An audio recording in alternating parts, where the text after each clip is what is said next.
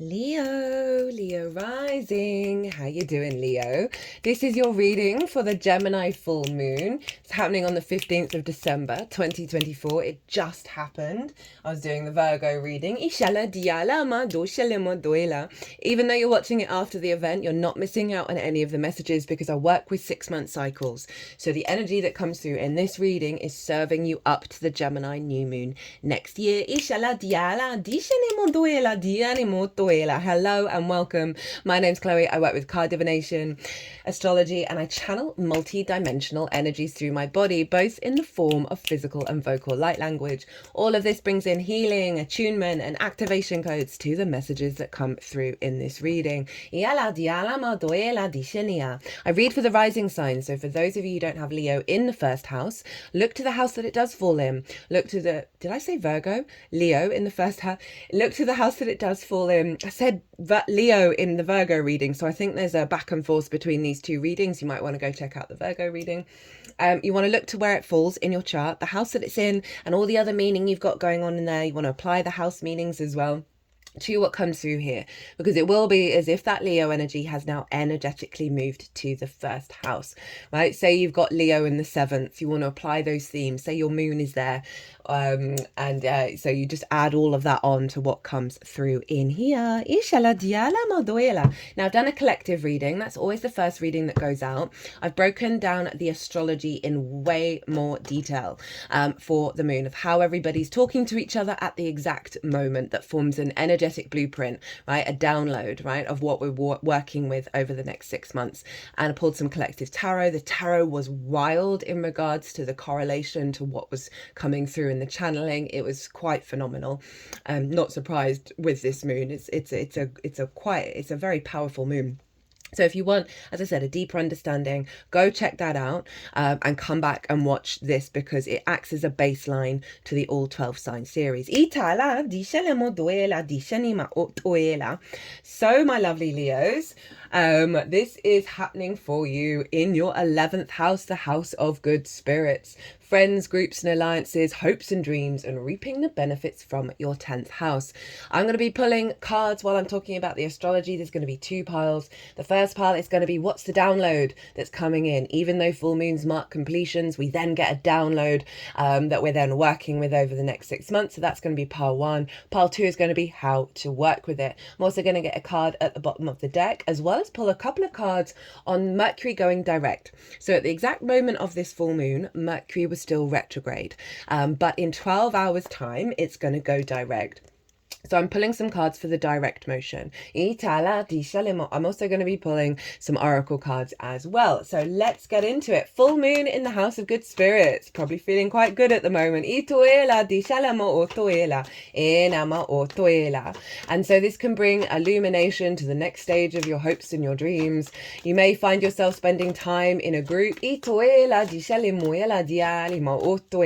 or understanding how to be yourself more, how to give nourishment to bigger groups. Receive nourishment. They're doing some clearing work around the heart. So there may be some blockages that this moon is helping clear out around that sense of reciprocity between yourself and bigger groups. You may not have felt seen. You may not have got the nourishment that you need. They're really doing a lot of work on the heart space. Leo, you rule the heart. Dialama. Interesting, they're clearing some energy and they're putting that into the tarot deck. Dialama, Dianima, they're now activating. So we'll see what wants to come through with the tarot. They now put it over the heart chakra, up to the throat. So there's something around communication from the heart, right? That heart opening energy of being able to receive and give more messages, more downloads. There may be soul family coming in. There may be blocks around being heard, as I said. Itala di Shinimo that may have diminished your heart. Itoela di Alamotoela. It's also the house of reaping the benefits from your 10th house. Now, the 10th house is life purpose and career, visibility, and reputation. Career doesn't have to be life path, it can help facilitate it, right? So there may be certain blocks that are being released with this full moon around all of those themes, right? So often with this, it's about reciprocity. It's about whether we truly at our core are open to receive. Whether that might be through a lack of worth, or we aren't capable of that, even though we're walking around really confident. There may be something in the root that's been blocking that. Group conditioning, we get a lot of group think in the 11th house. They're now shaking their head. Oh,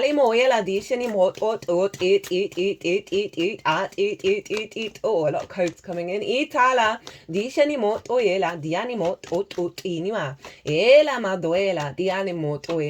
this is going to be activating a new stage around how you find your good spirits, right? So we can get an upgrade from that, as well as how we hope and dream. Again, that's a similar thing to reciprocity, right? Of perhaps not feeling the value within yourself truly, madly, deeply, that is then limiting how you hope and you dream. You may see with this full moon a certain stage of a hope and dream being manifest. Etania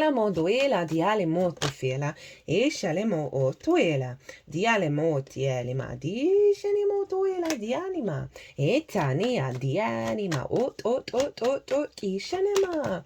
Ooh, okay. You got an extra card. Dishanema otoela. Dialama ot ishinima. Dialama otoela dianima. Etinia dishini.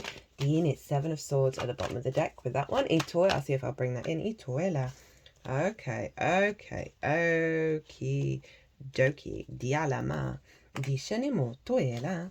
Diani. All right, okay. These cards have come out very quickly. We've got a card at the bottom of the deck and at the split. Itoela dianama. We've got also cut the deck and I got the 9 of Wands. So there's definitely something about feeling drained and depleted and having to be on the defensive of feeling all by yourself. With this, it's getting cleared out. Ila dianima ot oela. Diala dianima ot, or also got the 6 of Pentacles in reverse and the 8 of Wands in reverse, of a lack of alignment, a lack of flow, a lack of reciprocity. Itoela dishinia. Dialama ot oela dishini. Okay, they wanted to give you an extra card that's linked into what I just channeled. Itiala duelama ot oela dianima. So, where was I? Ooh, lots of energy for you, Leo.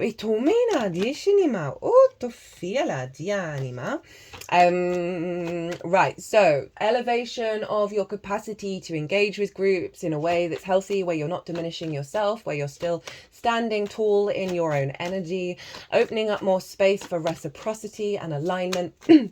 In regards to your life path and your career and the benefits that you're reaping from it. That's then giving you higher spirits and perhaps more resources in order to manifest your hopes and dreams. Right,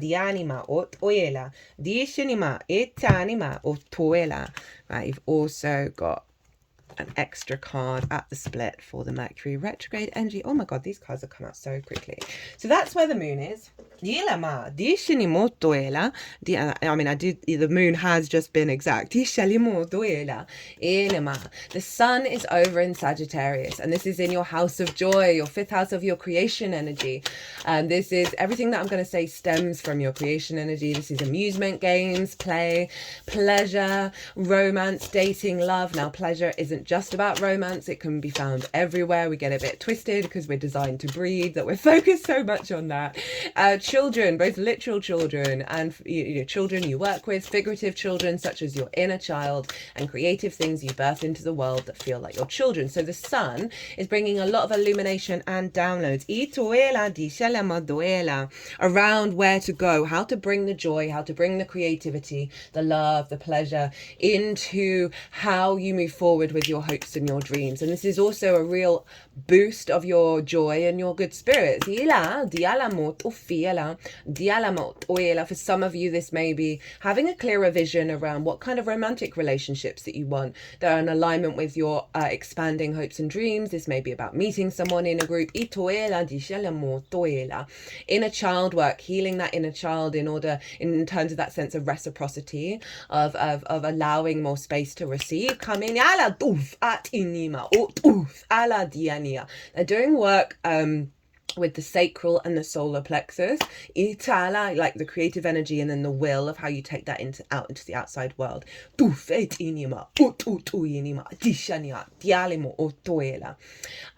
could be you getting very creative, lots of creative projects, finding new different pathways in order to elevate your hopes and dreams, lots of inspiration. We can have a lot of addiction in the 5th house because of that wounded inner child, and so I definitely see a realignment with certain aspects of that. That's just freeing up space for you to pour your creative energy into a more expansive energy. Energy.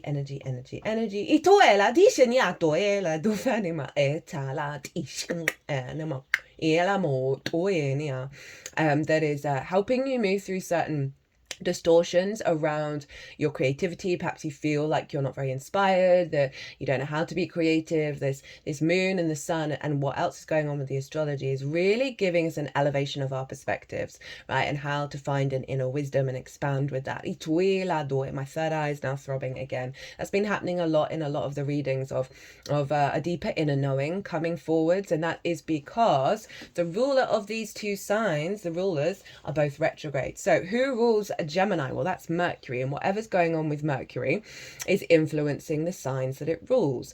And this is over in Sagittarius, and it's retrograde, and I said that at the beginning, it's going to be retrograde for the imprint of this, and I go into how significant and important that is and how very resonant that is for us over the next 6 months in the collective reading.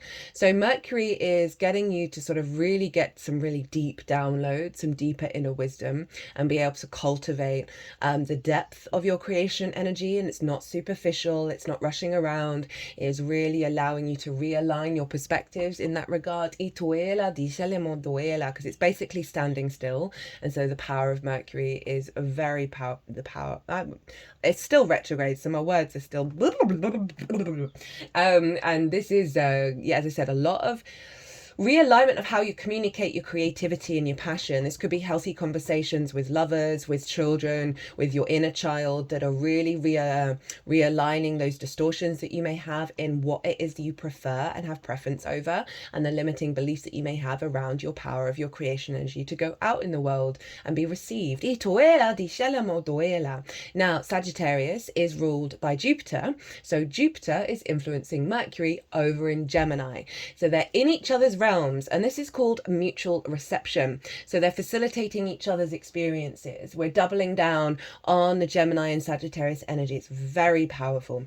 They are both retrograde. This is a deeper inner wisdom, right? A deeper perspective, a higher perspective that you're calculating. Interesting. You're collaborating. Okay, you're collaborating with Jupiter. Jupiter loves being in the 11th, by the way. It's its favorite place to be. So it really is bringing you, again, a more expansive, open, curious understanding, more playful understanding of where all those themes from the 11th house are headed, right? Really allowing you to really shift something quite fundamental within you that's blocked you from really being in that space. So it's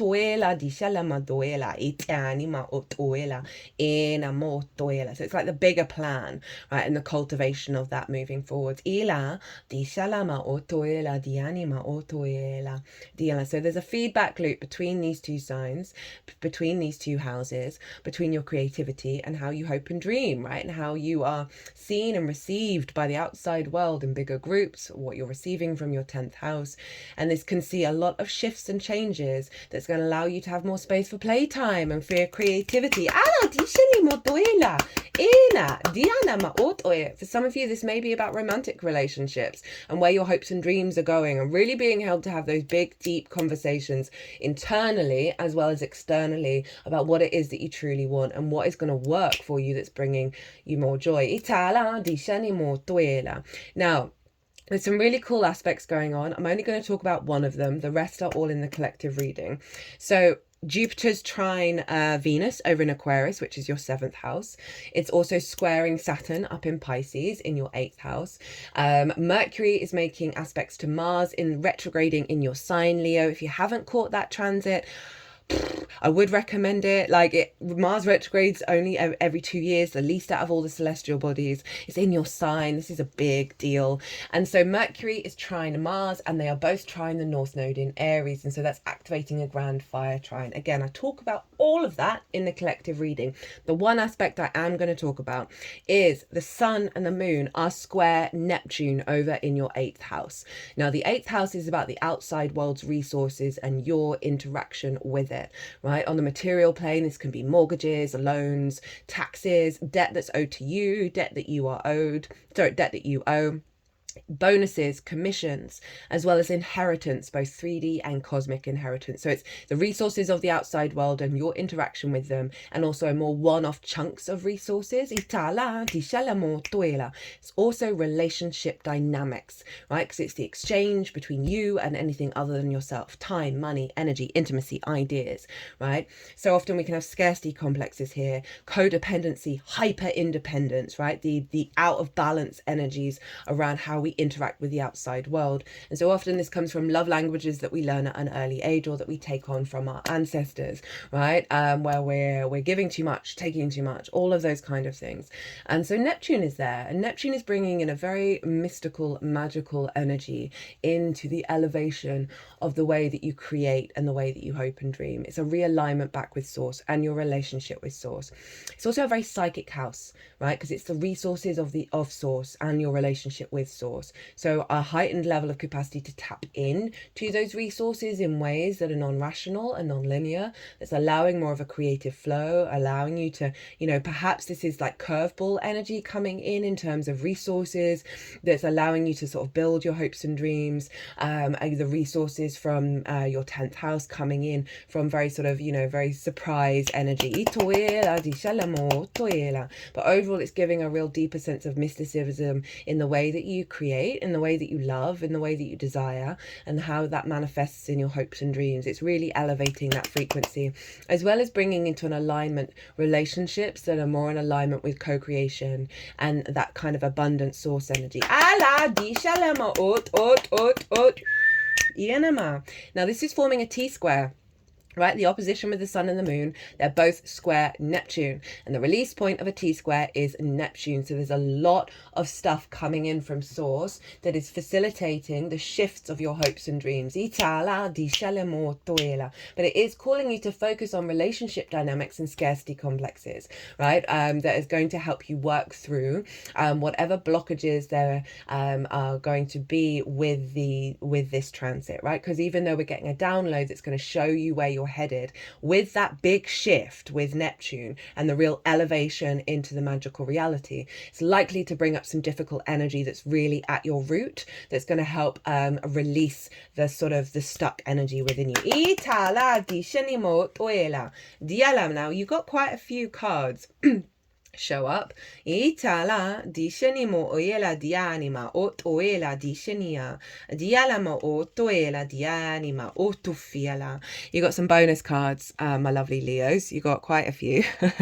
We got Temperance, which is Sagittarius. We've got the Knight of Pentacles. We've got Aries energy with the Emperor. We've got the Page of Cups, hello Pisces, and then the Chariot, the Cancer card. In fact, Virgo just got this as well. So the alchemical process, right? This is about the refinement of self and bringing an elevation of self, of bringing the angelic frequency into the 3D world. It's also about doing things differently and magic, because you see the water is going up into the cup.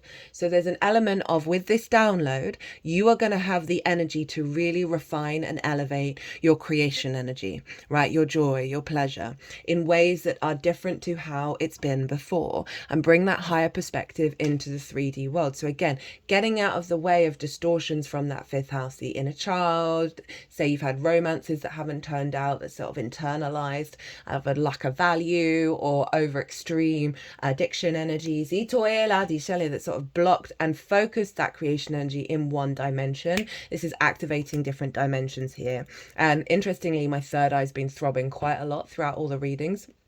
And so that third eye is being activated here with this angel of really knowing deep within yourself what it is that you need to alchemize and shift and change to elevate and open up to receive. Ita, because you see the 2 cups, right? There's a union here coming in, but there is something about needing to do, you've got the strength and the character to be able to really elevate at the moment and bring yourself back into a state of union before you come into union with the outside world and that relationship. Overall, that's an upgrade in your creation energy that's coming through.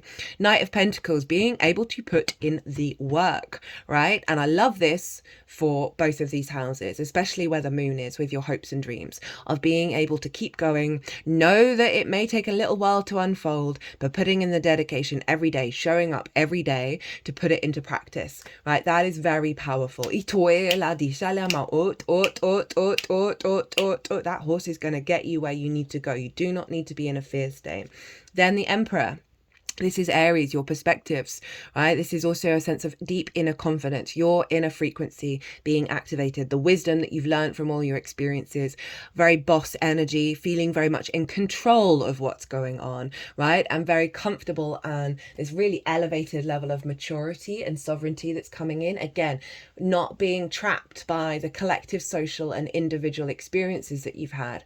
This is very in alignment, 1, with the Sagittarius new moon, 2, with the Mars retrograde, and 3, with what came through in the collective reading of like really being in your power, right? And this can be you being seen by bigger groups, right? By reaping the benefits from your 10th house, because there's such a sense of authority here, right? And everyone wanting to come to the Emperor for help. And I don't mean that in a way where you're depleted. I mean that in a way of like the resources coming in, right? If you think about the Emperor, he's got the whole empire and all the resources of that. So there's a sense of really building on your capacity to receive. And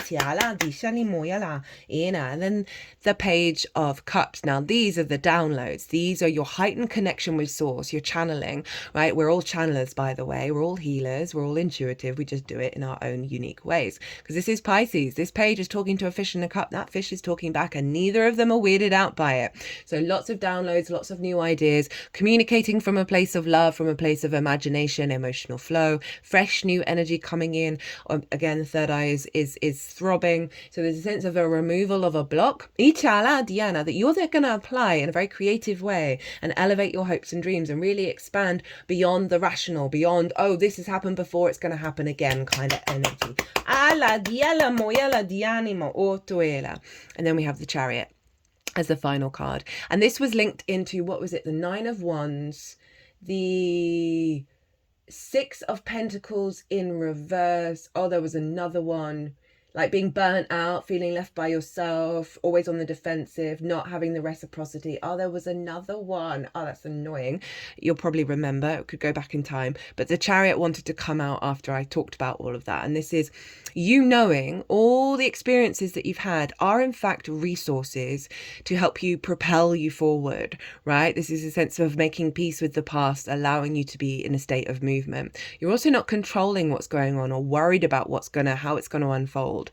You're in your flow, right? You're in balance with the 2 sphinxes of the yin and the yang, of the material and the metaphysical realms, working together to guide you forward to a state of victory, right? So there's a real sense of movement here, right? Of activation and things having momentum.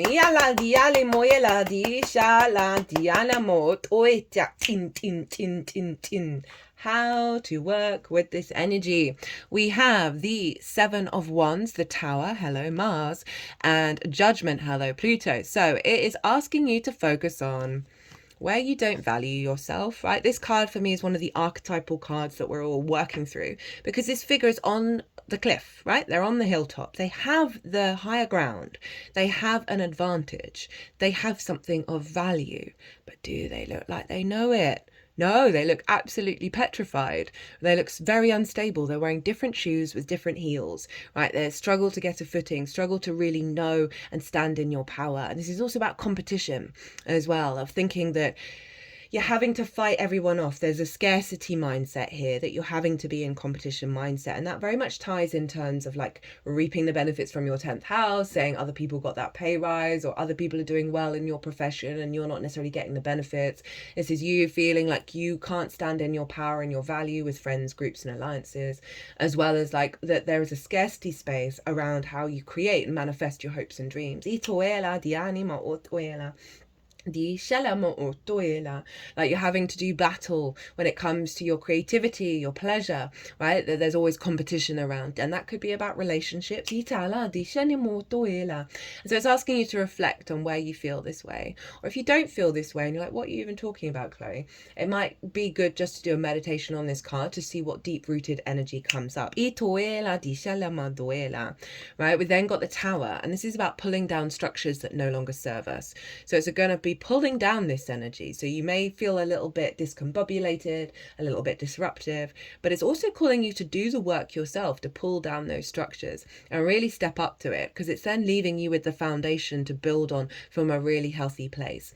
I also feel that this is happening in your environment as well, right? You may have certain relationships in your life, relationship dynamics that highlight where this is coming up.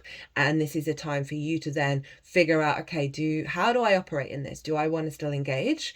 Is there something I need to go deep within me to make peace with that person's responses and not let it affect me? And that's giving you the strength within yourself, the strength of character. To keep tapping into your creation energy without feeling like you've got to be in competition with the rest of the world, right? Allow that to flow very naturally rather than in that sort of defense mechanism and that fighting off everything around you, of that sense of vulnerability in a way that then has you withdraw, right? And has you unsteady. We're moving away from that. And so with that Tower card, it is saying like maybe you need to pull down some structures yourself, as well as the outside world supporting you by doing it as well, because then we have the Judgment card.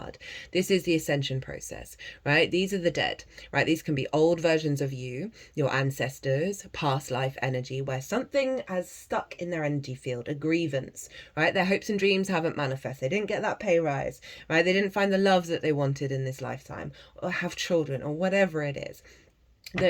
This is the process of, you might want to listen to some frequencies, because we've got the angelic trumpet, right, with the frequency coming up, raising these dead. So there's a process of the awareness of the ascension, of releasing that stuck energy. So again, this is about you doing that work, right, of you allowing a space for the unraveling to happen in order to ascend, right? Because it is saying that the end result of this is this sense of higher perspective and ascension and a releasing of a lot of binds. It's also Pluto, and Pluto's over in your 7th house. So there may be a significant dynamic that's stuck and returns to the other, right? And for the other to show up, for you to show up for the other, long-term committed romantic relationship, clients, right? One-on-one clients, friends, source, business partners. There may be some wounds around that the cards are asking you to, at the very least, create some space for this energy to unravel in your energetic field. And through the process of getting out of your own way in terms of how you value yourself, right? That's 7 of Wands.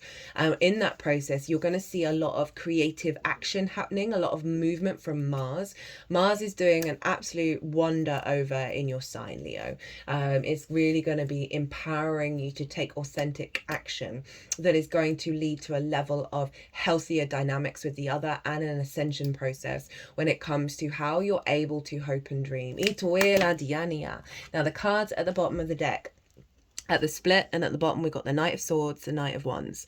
So Gemini and Sagittarius showing up. This is going to lead to a lot of movement, a lot of action, and a lot of embodiment of the frequency that's coming in, that's bringing you into a state of confidence, right? And movement and victory. You being able to take action around your hopes and dreams. You know, a movement does imply like the sense of opportunities and resources that bring this movement in, right? We've also got shifts and changes, right? They're both very fast moving horses. You've actually got 3 knights showing up. So there is a sense of embodiment here, right? And your capacity to move and shift into the new frequency from a place of confidence and a place of vision. There may be, as I say, other people coming into your life that are going to be soul family or lovers, or certain situations that are going to be acting as downloads and jigsaw pieces for you to understand your own power and co-create. Did I shuffle? Yeah, I did. Okay, what's going on with Mercury, who's still retrograde in your 5th house of your creation energy? So this is the... I gave away too quickly. So this is the energy that takes you up to the 3rd of January, right? Because Mercury will be going direct, but it's still going over the retrograde degrees. It's not going to leave that cycle until the 3rd of January. So this is to help facilitate that. We have the 9 of Cups. So this is the energy that Mercury's bringing in with the direct motion of you feeling confident within yourself, you feeling emotionally aligned, right? This is also a bit of a wish fulfillment. So there may be a big activation going on in your 5th house, right? That's just helping you get in your emotional flow. You're in a sense of abundance and gratitude of existence, right? And that way we can create from a place of power and a place of confidence. Great card to show up, right? How to work with this energy. We've got the 6 of Swords. This is acknowledging you've had some troubling times, right? But you are in a limbo phase where you're moving into thriving mode, right? And there's not much space on the boat. So what ideas, what perceptions, what constructs are you going to take with you that operate from a place of thriving rather than a place of survival? So it's asking you to focus on that during this transit to elevate what's going on here. Now, I wanted to actually go back to this and bring in Neptune, you know, are in the 8th house of the outside world resources, of a scarcity mindset, right? Of a not feeling the value of getting that back. So Neptune, I feel, I'm also getting very strongly, is pulling back those illusions in order for you to activate the ascension process. But Neptune can also show you what it is that you need to look at in order to pull down. At the bottom of the deck for the Mercury direct motion, we've got the 3 of Cups. So that's great. You've got the 9 and the 3. And so this is a real sense of you. This is great for the 5th house, right? Of really finding your joy, your pleasure, your creativity, of having fun with others, of being in union and flow. And there's definitely a sense of abundance coming in. I love that. For in terms of how you perceive that creation energy is then freeing up so much space for you to have more fun, more creativity, more joy in your life. So the oracle cards that we have, first up is from the 4 Agreements Oracle. This was written, the book that it's based on was written by a Virgo sun, and this was given to me by a Gemini rising. So I always get it out where Mercury's being a boss. Now, I recommend that 4 Agreements book to absolutely anyone. You follow those 4 agreements, your life will change. So we have, be impeccable with your word, manifest your true intentions, not the distortions, the true intentions. And so these retrogrades are helping us really reflect on what is the truth we want to bring to the surface. Regardless of what language you speak, your intent will manifest through the word. What you dream, what you feel, and what you really are will all be manifest through the word. So this is really getting right with how you communicate, with your understanding of your creativity, with your joy, with how you're expressing that internally and externally, and what is it that you truly want. So much of the 5th can be very distorted, as I said, addiction based, because of the inner child, right? Love languages that we recreate, whether it's with it took me a while to realize that I was just recreating the relationship I had with my father, not necessarily who he was as a person, right? Because all the people that I'd been in love with, not too many, were all very different, and I never really got the feeling that it was connected to my father. But instead I was recreating what had happened between me and my father. Lots of abandonment issues, lots of sudden disappearances and sudden endings because of what happened in my early years. And so the more we sort of have an awareness of that, the more you can sort of vocalize and express what you truly want, rather than what you're recreating. Itoela di shelema doela di anima. Very powerful. Itoeni. And if you don't know what it is that you want, right, tap into the feeling that you'd feel. And that is a form of word. It's a form of communication. It's a form of expression. And that can really help sort of get out of like, I don't know what I want. I don't know how I want to create. Of tapping into the feeling, that kind of happy, joy energy, right? Rather than of how it's misdirected. We have from Rainbow Brainskull, don't spend time on it, spend time in it. Reading and research will only take you so far. Being in the field can offer a greater understanding than textbooks. Go out and get your hands dirty. So I like this in terms of get playful, get creative, try things out. Don't worry if they're not manifesting in the way that you'd like, or if you're getting things wrong. That's all part of the journey to activate the curiosity and the openness of Gemini, right? This is getting playful, play around with hopes and dreams, do a mood board, try different roles in friends groups and alliances, try different things of like of different perspective around what resources are and how to then work with them, and really put it into practice. You got all those nights. They really are calling you to bring in a sense of movement to this energy. I'm just going to look at what's at the bottom of the deck from Rainbow Brainskull. Okay, that makes sense. You're not supposed to always be happy. Let happy sleep. The battery will always recharge if you leave it plugged in long enough. You know how to replenish your phone's battery. Treat your emotions the same way. Give it time. I feel like that's a lot of what's going on here, right? Of the sort of understanding of the process that you're going through, the release of the heaviness. Remember, you've got a lot of cups here in the Mercury retrograde energy around your creation energy, around your joy. So there's something, and this is also kind of tied in with the Mars retrograde as well, because these lunations are going to be affecting Mars every single time, because it's in Leo, it's in the moon, in the sun, Leo in the sun, it's Cancer in the moon. So the lunations are having a big deal of allowing us to rest and process the wounds in order to alchemize the energy that comes from that. So don't avoid it, don't hide from it, let it move through you. It's not going to trap you. And